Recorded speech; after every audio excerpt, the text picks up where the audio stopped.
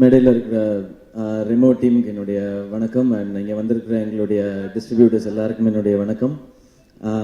இங்கே வந்திருக்கிற பத்திரிகை, தொலைக்காட்சி, இணையதள நண்பர்கள் அண்ட் இங்கே வந்திருக்கிற ஃபோட்டோகிராஃபர்ஸ், வீடியோ கேமராமேன்ஸ் அண்ட் எல்லாருக்கும் என்னுடைய வணக்கம். இது வந்து ஒரு அழகான நன்றி விழா. இது நன்றி விழான்றதுக்கான ஃபஸ்ட்டு காரணம் நான் சொல்லிடுறேன். இது வந்து ஒரு சக்ஸஸ் மீட் கிடையாது ஃபஸ்ட்டு.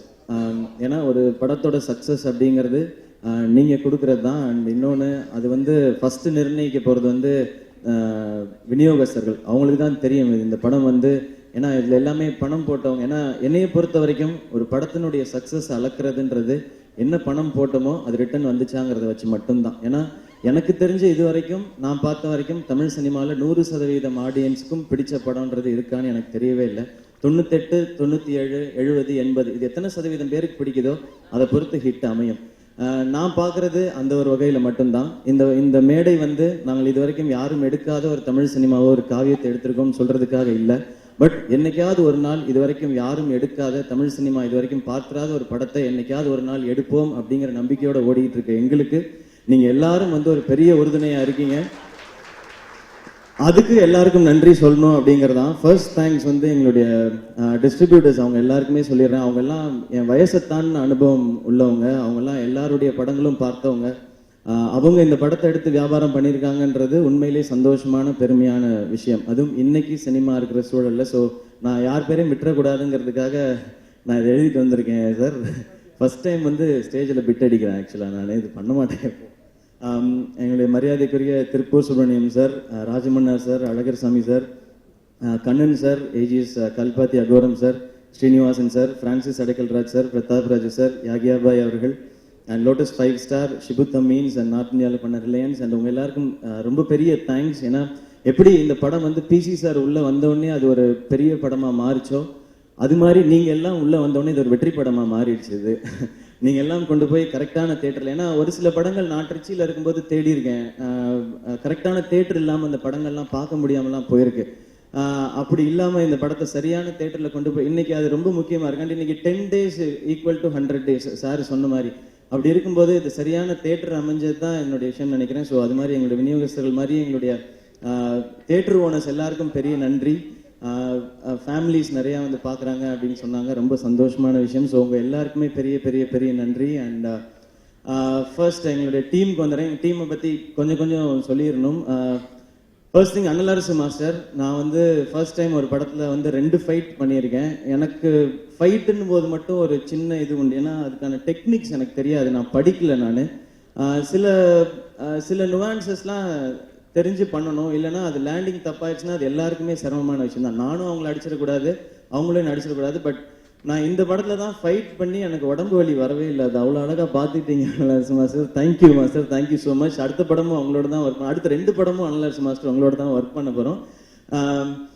அது மாதிரி அடுத்து எங்களுடைய டீம், என்னோட ஃப்ரெண்ட் விவேக் ஒர்க் பண்ணியிருக்காங்க. விவேக் பற்றி நான் சொல்லக்கூடாது, என் ஃப்ரெண்டை பற்றி நீங்களாம் என்ன சொல்கிறீங்கன்னு கேட்குறது தான் எனக்கு சந்தோஷமான விஷயம். அண்ட் கார்த்திக், உங்களுக்கு special wishes. And Anu ma'am, thank you ma'am. என்னை வந்து அவ்வளோ அழகு. ஏன்னா எனக்கு எப்படி காம்ப்ளிமெண்ட் வர ஆரம்பிச்சிருச்சுன்னா, அந்த பிங்க் சாரி அருமையாக இருந்துச்சு, எங்கே வாங்கினீங்க அப்படின்னு ஏங்க என்கிட்ட கேட்குற கேள்வியாவது நீங்கள் டிசைனர் தான் கேட்கணும் அப்படின்ற லெவலில் அவங்க தான் பார்த்து பண்ணாங்க. Thank you Anu ma'am for everything. And ரூபனோட நான் ஒர்க் பண்ணியிருக்கணும் ஏற்கனவே, அது இந்த படத்தில் அமைஞ்சது சந்தோஷம். அண்ட் யோகி பாபுன்னு அவரோட மான் கராத்தேல வந்து அவர் பண்ண அந்த வவ்வால்ன்ற கேரக்டர் வந்து எல்லாருக்குமே பிடிச்சது. மலேசியா போகும்போது அதை பற்றி நிறையா பேசினாங்க. இந்த படத்தில் ஆக்சுவலாக யோகி பாபு அண்ணனுக்கு தான் 2 கிளைமேக்ஸ் ஷூட் பண்ணாங்க. ஒரு கிளைமேக்ஸ் நீங்கள் ஸ்க்ரீனில் பார்த்தது, இன்னொரு கிளைமேக்ஸ் நாங்கள் வைக்கல. அது வந்து நாங்கள் புடவை கடையில் புடவை எடுக்கும் போது அந்த ப்ரௌன் கவுனில் இருப்பேன் நான். அப்போ அந்த புடவை கடைக்கு அவர் வந்திருப்பார், நம்ம கல்யாண புடவை எப்போ எடுக்கலாம் அப்படின்னு கேட்டு அவர் உள்ளே வந்திருப்பார். அப்போ அந்த இடத்துல ஒரு ஆக்சுவலாக அங்கே ஒரு எண்டிங் வச்சிருந்தோம், அது அப்புறமா எடுத்துட்டோம் இந்த எண்டிங்காக. ஏன்னா இது ஒரு தொடர் கதையாக இருக்கட்டும்ன்றதுக்காக. அங்கே என்னன்னா, இவர் வெளியே நிற்பார், நான் வந்து டென்ஷனாக இவனை எப்படியாவது முடிக்கணுமே அப்படின்னு சொல்லிட்டு அவர்கிட்ட போய் கேட்பேன். அவர்கிட்ட போய் நான் சொல்லுவேன், உங்ககிட்ட நான் ரொம்ப நாளாக அவனை காட்டணும்னு ஆசைப்பட்றேன். அவரு, நானும் ரொம்ப நாளாக பார்க்கணுன்னு ஆசைப்பட்றேன். ட்ரையல் ரூமுக்கு போகலாமா ஒன்றுனா ஓகே அப்படின்னு 2 பேரும் ட்ரையல் ரூமுக்குள்ளே போயிடுவோம். போனதுக்கப்புறம் அப்படின்னு ஒரு சத்தம் மட்டும் வரும். நான் கதவை திறந்துட்டு ஃபர்ஸ்ட் வெளியில் வந்துடுவேன். வெளியே வந்தோடனே இவர் அப்படியே ஸ்லோவாக வெளியில் வருவார், கண்ணில் தண்ணி ஊற்றிட்டு இருக்கும். அப்போ அந்த புடவை கடைக்காரர் வந்து கேட்பாரு, சார் ஏதாவது பார்க்குறீங்களா? பார்த்துட்டேன்டா சார், வெரைட்டியா சார், இதில் என்னடா வெரைட்டி என்ன விடுங்கடா அப்படின்னு ஸ்லோவா அப்படியே போயிடுவாரு. பட் டைரக்டர் சார் வந்து இல்ல அது ஒரு தொடர்கதையா இருந்தா நல்லா இருக்கும், அதனால அதை நான் விட்டுறேன், அது வேற எங்கேயாவது யூஸ் பண்ணிக்கலாம்னு சொல்லிட்டாரு. ஸோ இது நீங்க பார்க்க முடியாதுன்னு இந்த இடத்துல சொல்லிட்டேன். இது வரைக்கும் அந்த படங்கள்ல நான் நடிச்ச படங்கள்ல 2 கிளைமேக்ஸ் எதுக்குமே ஷூட் பண்ணதில்லை, அவருக்கு தான் ஷூட் பண்ணியிருந்தோம். சந்தோஷம் உங்களோட ஒர்க் பண்ணது.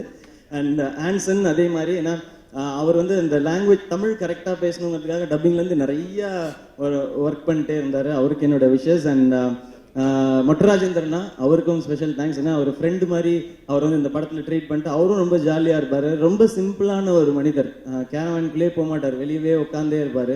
அவர் இங்கே இல்லை இருந்தால் சந்தோஷமாக இருந்திருக்கும். அவருக்கும் என்னுடைய நன்றி. அண்ட் என்னோட நண்பன் சதீஷ், அவருடைய பஞ்சஸ்க்கெல்லாம் கிளாப்ஸ் வரும்போது ரொம்ப சந்தோஷமாக இருக்கும். அவருடைய மற்ற படங்கள் பார்க்கும்போதே சந்தோஷப்படுவேன். ஸோ அது நம்ம படத்துலேயே இருக்குன்றது இன்னும் சந்தோஷமான விஷயம். அண்ட் ரவிக்குமார் சார் ஷூட்டில் வந்து இந்த நர்ஸ் கெட்டப்பில் நடிக்கும்போது எனக்கு கொஞ்சம் டென்ஷனாக இருந்தது.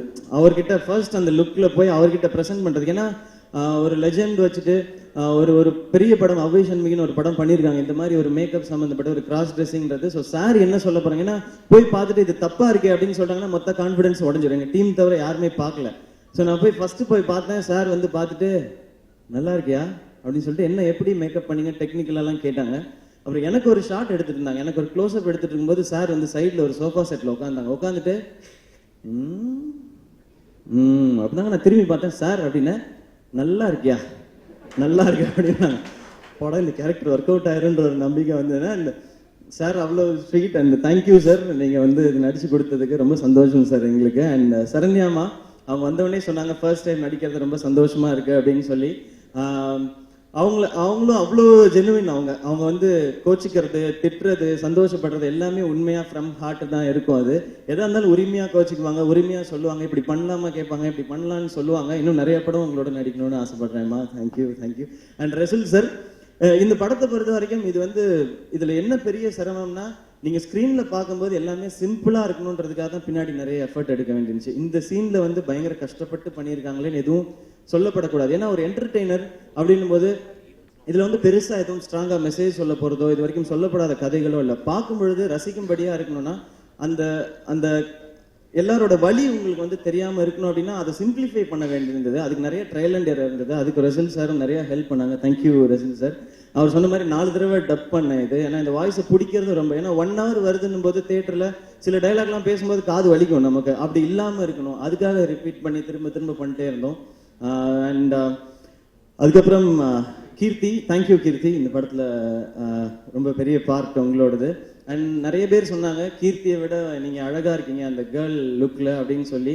அதுக்கு ஃபுல் கிரெடிட் சொல்ல முடியாது, பாதி கிரெடிட் கீர்த்திக்கும் போகணும். ஏன்னா அவங்க தான் வந்து அந்த மேக்கப்லாம் கரெக்டாக இருக்கான்னு என்னுடைய க்ளோஸ்அப் வரும்போதெல்லாம் இதை ஆட் பண்ணுங்க, இதை ஜாஸ்தி பண்ணுங்க அப்படின்னு சொல்லி பண்ணாங்க. ஏன்னா எங்கேயுமே வந்து நான் நல்லா இல்லைன்னு சொல்லிடக்கூடாது, ஏன்னா அதுதான் இந்த படத்தோட பெரிய ப்ளஸ் அப்படிங்கிறத வந்து கீர்த்தி உணர்ந்துருந்தாங்க. அதை உணர்ந்து பண்ணதுக்கு, அதில் எந்த வித ஈகோவும் பார்க்காம பண்ணதுக்கு வந்து அதுக்கு ஒரு ஸ்பெஷல் அப்ரிசியேஷன் இருக்குன்னு நினைக்கிறேன். என்னுடைய அந்த கேரக்டர் ரொம்ப அழகாக இருக்குது அப்படின்னா அதுக்கு கீர்த்தியும் ஒரு காரணம். Thank you Keerthi. அண்ட் பாக்கி டெஃபினட்டாக வந்து பாக்கின்னு இல்லை, நாங்கள் எல்லாருமே பிசி சாரே சொல்லுவாங்க நான் இன்னும் லேர்ன் தான் பண்ணிட்டு இருக்கேன் அப்படின்னு சொல்லி. அப்படி பார்க்கும்போது நாங்கள் எல்லாருமே கற்றுட்டு தான் இருக்கிறோம். இது வந்து ஒரு விஷயம் எடுக்கும்போது இது கொண்டு போய் ஆடியன்ஸ்கிட்ட கொடுக்கலாம், இதில் எதெல்லாம் பிடிக்கல அப்படிங்கிறதான் சினிமா எப்போவுமே. அப்படிதான் நான் பார்க்குறேன். ஏன்னா எனக்கு கற்றுக்கிறதுக்கான இடம் கிடையாது, சினிமாவை கற்றுக்கிறதுக்கான இடம் நான் ஸ்க்ரீனில் பார்த்ததே எனக்கு பிடிச்ச விஷயங்கள், இதெல்லாம் பண்ணால் எல்லாருக்கும் பிடிக்கும்ன்ற நம்பிக்கை தான்.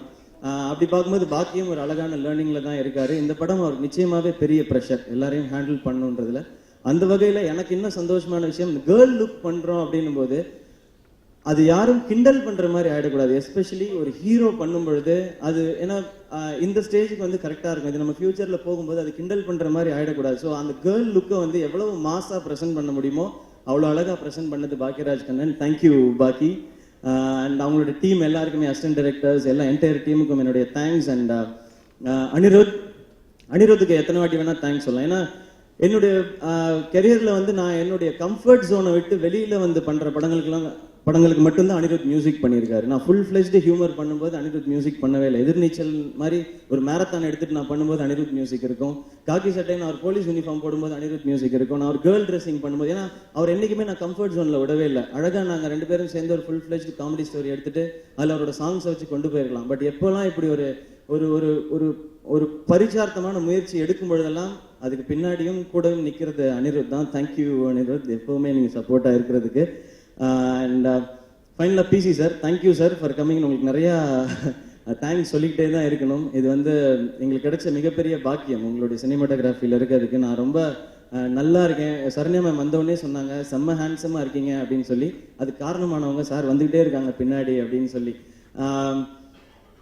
ரொம்ப சந்தோஷமா இருந்து படமா பார்க்கும்பொழுது ஒவ்வொரு ஃப்ரேம்லையும் நம்ம அழகா தெரிகிறோம் அப்படின்னும் போது, ஏன்னா எனக்கு என்னைக்குமே லைஃப்ல நம்பிக்கையே இருந்ததில்லை நான் நல்லா இருக்கேன் அழகா இருக்கேன் அப்படிங்கிறது. என்னால் நல்லா காமெடி பண்ண முடியுன்ற நம்பிக்கையை மட்டும்தான் தூக்கிட்டு வந்துட்டு இருக்கேன். நானும் ஸ்க்ரீன்ல நல்லா தான் இருப்பேன் அப்படின்றத வந்து இந்த முழு படமும் பார்க்கும்போது உணர வச்சது PC Sreeram sir. Thank you so much sir. Thank you sir. வேற யாரையும் மிஸ் பண்ணியிருக்கேன்னு தெரியல. Muthuraj sir and Kamalakannan sir எல்லாருக்கும் நன்றி. ஃபைனலாக என்னுடைய தயாரிப்பாளர் ஆர்டி ராஜா சார். நான் இன்னைக்கு இந்த மேடையில் வந்து நான் படத்தை பார்க்கும்போது நான் இன்னும் இங்கே இப்படி பண்ணியிருக்கலாம் அப்படிங்கிற எனக்கு சில சஜஷன்ஸ் இருந்திருக்கும். கீர்த்திக்கு இருந்திருக்கும், பாக்கிக்கு இருந்திருக்கும், இப்படி பண்ணியிருக்கலாம்னு அணிக்கும் இருந்திருக்கும். பட் ஒரு மனிதன் கம்ப்ளீட் பர்ஃபெக்டாக எனக்கு தெரிஞ்சு எங்களுடைய லெஜெண்டரி டெக்னீஷியன்ஸ்க்கு அப்புறம் ஒரு மனிதன் இந்த ப்ராடக்டை எடுத்ததுலேருந்து முடிவு வரைக்கும் கம்ப்ளீட்டாக அதை கொண்டு போய் சரியாக நிறுத்தினாருன்னா அது ஆர்டி ராஜா சார். உங்களுக்கு வந்து பெரிய வணக்கம் அண்ட் நன்றி சார். ஏன்னா ரஜினி முருகன் ரிலீஸ் அன்னைக்கு ஞாபகம் இருக்குது, 7 மணிக்கு வந்து ஃபோன் பண்ணேன், ராஜானனுக்கு ஃபோன் பண்ணேன். தெரில சிவா இன்னும் கன்ஃபார்ம் ஆகலை அப்படின்னு சொன்னாங்க. ஸோ என்னுடைய படம் ரிலீஸ் அன்னைக்கு காலையில் 7 மணிக்கு என் படம் ரிலீஸ் ஆகுமா ஆகாதான்ற ஒரு தவிப்பு இருக்குது பார்த்தீங்களா. எந்த தவறுமே எங்கள் டீமோ நாங்களோ செய்யாமல் அந்த தவிப்பு இருக்கு இல்லையா, அது வந்து ஒரு படத்தை மட்டுமே எடுத்துக்கிட்டு அதையே சுற்றி ஓடி வேலை செஞ்சு அந்த வழி தேவையில்லை. அப்படி ஒரு வழி அவசியம் இருக்கக்கூடாதுன்னு நினைக்கிறேன். அப்படி அந்த வழி எதுவுமே கொடுக்காம எனக்கு எந்த ஸ்ட்ரெயினும் கிடையாது. நான் 18 மணி நேரம் ஷூட்டிங் போயிட்டு நான் போய் குழந்தையோட விளையாடலாம். ஆனால் அந்த மனிதரை நான் அவங்க ஃபேமிலியோட நான் பார்க்கவே இல்லை நான் இது வரைக்கும். எனக்கு ரொம்ப எமோஷனல்.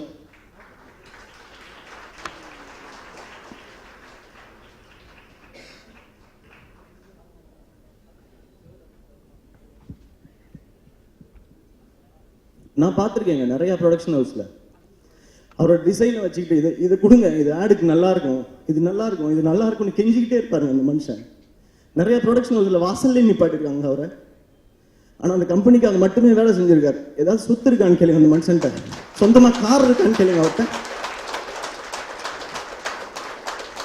இந்த படம் ரிலீஸ் வரைக்குங்க எவ்வளோங்க பிரச்சனை கொடுப்பீங்க, யாரெல்லாம் கொடுக்குறீங்கன்னு உங்களுக்கே தெரியும். எவ்வளோ கொடுப்பீங்க?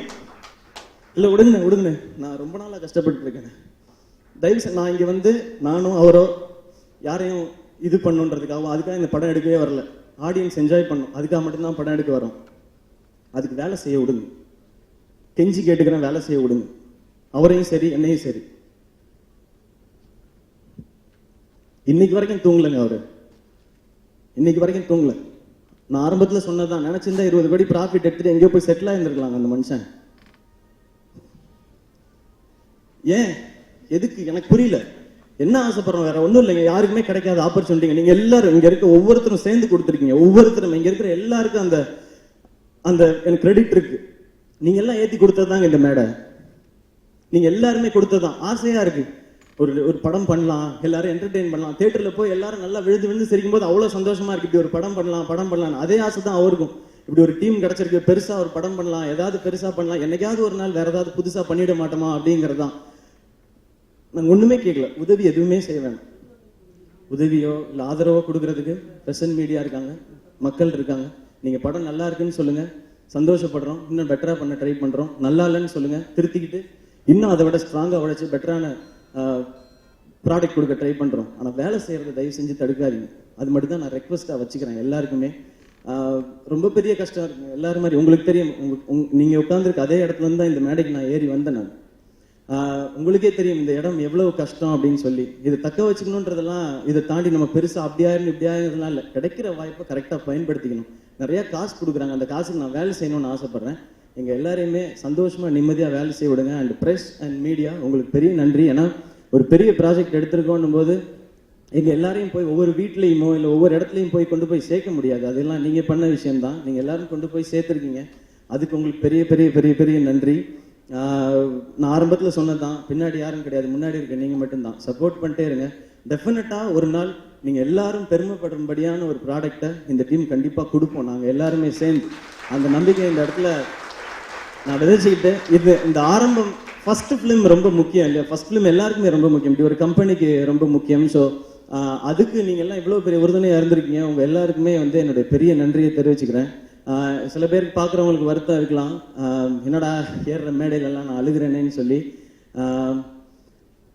தப்பான ஒரு விஷயம் பண்ணிட்டு அழுதாதான் தப்புன்னு நினைக்கிறேன். நான் உண்மையாக இருக்கேன், யாருக்கும் எந்த கெடுதலும் செய்யக்கூடாதுன்னு நினைக்கிறேன். அவரும் அப்படி தான் நினைக்கிறாரு, எல்லாருமே அப்படி தான் நினைக்கிறோம். ஸோ அதுக்காக இந்த இடத்துல நான் அழுததுக்கு வருத்தப்படல. இந்த கண்ணீரை தாண்டி எனக்கு ராஜாண்ணனுக்கு என்ன திருப்பி கொடுக்குறதுன்னு தெரில.